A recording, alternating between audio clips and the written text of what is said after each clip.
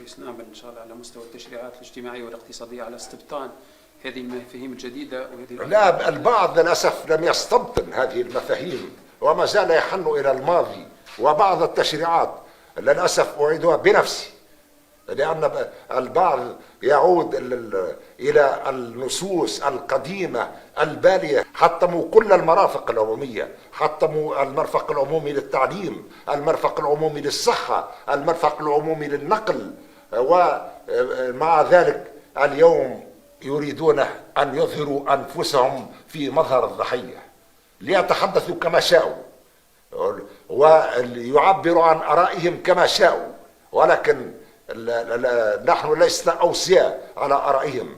أما الخونة والعملاء والذين ارتبطوا بالاستعمار لأن ديدنهم هو استبطان الذل والهوان، ديدنهم هو العمالة إلى الخارج.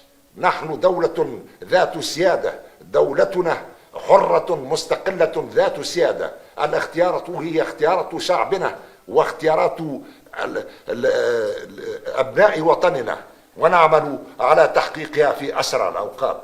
ليست الحكمة في أن نضع النصوص دون جدوى، الحكمة هي أن تكون هذه النصوص نافذة في أقرب الأوقات. لا نريد أن تعمل المطبعة الرسمية في رادس، ولكن تبقى هذه النصوص في المطبعة الرسمية لا أثر لها في حيز الواقع والتنفيذ.